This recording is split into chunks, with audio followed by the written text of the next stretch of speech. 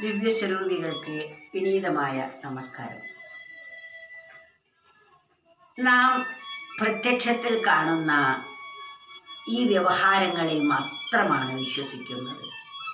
നമ്മുടെ ദേഹം സ്ത്രീയായും പുരുഷനായും കാണാം. പക്ഷേ ദേഹി സ്ത്രീയോ പുരുഷനോ അല്ല. ദേഹം സൃഷ്ടിക്ക് വേണ്ടി പുരുഷൻ്റേതായും സ്ത്രീയുടേതായും സൃഷ്ടിച്ചിരിക്കുന്നു. പക്ഷേ ദേഹത്തെ ഭരിക്കുന്ന ദേഹി ഈ സ്ത്രീയുമല്ല പുരുഷനുമല്ല. പക്ഷേ ദേഹത്തോടൊട്ടി നിൽക്കുന്നത് കൊണ്ട് ദേഹി പറയുന്നു, ഞാൻ സ്ത്രീയാണ്, ഞാൻ പുരുഷനാണ്. ഈ വ്യവഹാരത്തിനാണ് മായ അല്ലെങ്കിൽ അജ്ഞാനം എന്ന് പറയപ്പെടുന്നത്.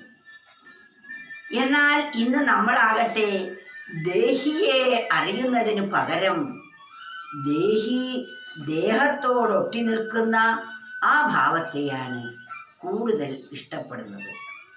നമ്മളൊക്കെ ഒരു വ്യക്തി എന്ന് പറയുമ്പോൾ ദേഹത്തോടൊട്ടി നിൽക്കുന്ന ജീവനെയാണ് വ്യക്തി. അതുകൊണ്ടൊരു കവി പറയുകയാണ്, നമ്മെ ദുഃഖത്തിലേക്ക് നയിക്കാനുള്ള കാരണം ഈ ദേഹത്തോടൊട്ടി നിൽക്കുന്നത് കൊണ്ടാണ്.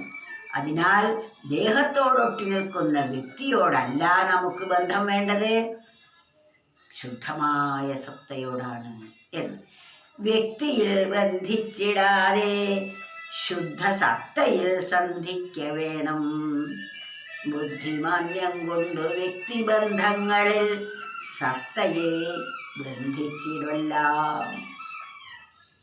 വളരെ വലിയ ഒരാശയം വളരെ ചെറിയ ഈ 4 വരികളിൽ ഒതുക്കിയിരിക്കുന്നു.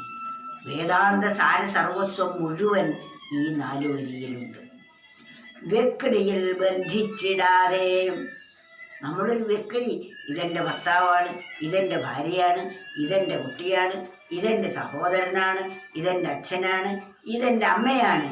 ഇങ്ങനെ ദേഹത്തോടൊട്ടി നിൽക്കുന്ന വ്യക്തിത്വത്തിനാണ് ഇവിടെ വ്യക്തി എന്ന് പറയുന്നത്. വ്യക്തിയിൽ ബന്ധിച്ചിടാതെ. വ്യക്തിയിലല്ല നമ്മൾ ബന്ധിക്കേണ്ടത്, ശുദ്ധ സത്തയിൽ സന്ധിക്ക വേണം. ശുദ്ധമായ സത്തയാണ് ഈ വ്യക്തിയെ നിലനിർത്തുന്നത്. ആ ശുദ്ധമായ സത്തയുമായിട്ടാണ് നാം സന്ധിക്കേണ്ടത്. ബന്ധിക്കുന്നതും സന്ധിക്കുന്നതും തമ്മിൽ വ്യത്യാസമുണ്ട്. ബന്ധിക്കുക എന്നാൽ നമുക്കതിൽ നിന്നും ഇങ്ങോട്ട് സ്വതന്ത്രമാകാൻ പറ്റാത്ത വിധത്തിൽ അതിൽ കുടുങ്ങിപ്പോകുന്നതാണ് ബന്ധനം എന്ന് പറയുന്നത്. എന്നാൽ സന്ധിക്കുക എന്നാൽ നമ്മൾ അതുമായി ചേരുക എന്നാണ് അർത്ഥം. അതുമായി ചേരുമ്പോൾ നമ്മുടെ സ്വാതന്ത്ര്യം നഷ്ടമാവുന്നില്ല. നമുക്ക് എപ്പോൾ വേണമെങ്കിലും അതിൽ നിന്ന് വേർപെട്ട് പോരാനും സാധിക്കും. ആ അവസ്ഥയ്ക്കാണ് സന്ധിക്കുക. ആത്മസത്തയിൽ സന്ധിക്കുക എന്നാൽ ആ ആത്മസത്തയും നമ്മളും ഒന്നാണെന്ന ബോധ്യം നമുക്ക് വരും. എന്നാൽ നാം ഈ വ്യക്തിബന്ധങ്ങളിൽ നാം ബന്ധിച്ചു കഴിഞ്ഞാൽ, വ്യക്തിബന്ധം എന്ന് പറഞ്ഞാൽ ദേഹസ്ഥനായ ദേഹിയുമായുള്ള ബന്ധം നമുക്കുണ്ടാകുമ്പോൾ നാം തീർച്ചയായും അസ്വതന്ത്രരാകുന്നു. സ്വതന്ത്രമാകാൻ പറ്റാത്ത ബന്ധനത്തിൽ അകപ്പെട്ടു പോകുന്നു. അതുകൊണ്ട് നാം ശുദ്ധമായ സത്തയിലാണ് സന്ധിക്കേണ്ടത്. ഒരു വ്യക്തിയെ കാണുമ്പോൾ ആ വ്യക്തിയുടെ ശരീരത്തിൻ്റെ ഗുണങ്ങളോ ഗുണനിലവാരങ്ങളോ അതിൽ നിന്ന് ലഭിക്കാവുന്ന ലാഭങ്ങളോ നഷ്ടമോ അല്ല ആലോചിക്കേണ്ടത്. ആ ശരീരത്തെ നിലനിർത്തുന്ന, അതിനെ പോഷിപ്പിക്കുന്ന, അതിൻ്റെ സത്തയായിരിക്കുന്ന ആ പരമാത്മാവുമായിട്ട് സന്ധിക്കൂ. വ്യക്തിയിൽ ബന്ധിച്ചിടാതെ ശുദ്ധ സത്തയിൽ സന്ധിക്ക വേണം. ശുദ്ധമായ ആ പരമാത്മസത്തയിലാണ് നമ്മൾ സന്ധിക്കേണ്ടത്. എന്നാൽ ബുദ്ധിമാന്യം കൊണ്ട്, നമ്മുടെ ബുദ്ധി വേണ്ടത്ര പ്രവർത്തിക്കാത്തത് കൊണ്ടാണ് നാം വ്യക്തിബന്ധങ്ങളിൽ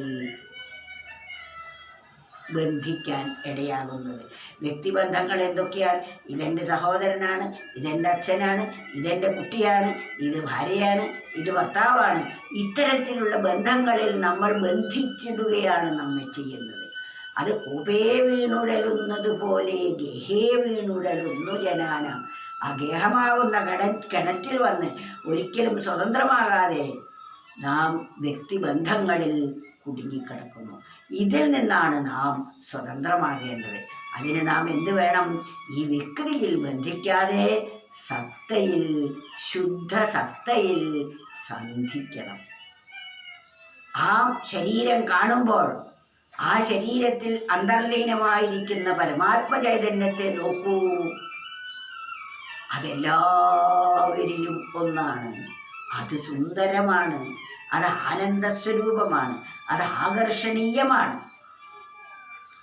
ആ ശരീരത്തിനൊരു വൈകല്യം വന്നാൽ, വ്യക്തികളിൽ ബന്ധിച്ച ഒരു വ്യക്തിയാണെങ്കിൽ ആ ആളുടെ ശരീരത്തിനൊരു വൈകല്യം വന്നു കഴിഞ്ഞാൽ ആ വ്യക്തിയെ തന്നെ വെറുത്ത് ഒഴിവാക്കുന്ന ചരിത്രങ്ങളുണ്ട്. അതിനാൽ നാം വ്യക്തിയിലല്ല ബന്ധിക്കേണ്ടത്, ആത്മസത്തയിലാണ് സന്ധിക്കേണ്ടത്. അതെന്നെന്നും നിലനിൽക്കും. അതാണ് ശാശ്വതമായ ബന്ധവും. അതിനാൽ വ്യക്തിയിൽ ബന്ധിച്ചിടാതെ ശുദ്ധസത്തയിൽ സന്ധിക്ക വേണം. ബുദ്ധിമാന്യം കൊണ്ടു വ്യക്തിബന്ധങ്ങളിൽ സത്തയെ ബന്ധിച്ചിടല്ല. നമ്മുടെ സത്തയെ നമ്മൾ ആ വ്യക്തിബന്ധങ്ങളിൽ ഒരിക്കലും ബന്ധിക്കരുത്. ശുദ്ധമായ സത്തയിലായിരിക്കണം നാം സന്ധിക്കേണ്ടത്. ഈ സുഭാഷിതം നിരന്തരം മനനം ചെയ്ത് നമ്മുടെ മനസ്സിനെ നാം ഇതിൽ നിന്നെല്ലാം പിൻവലിച്ച് ആ പരമമായ സത്തയുമായി സന്ധിക്കുവാനാണ് നാം ഓരോ നിമിഷവും പരിശ്രമിക്കേണ്ടത്.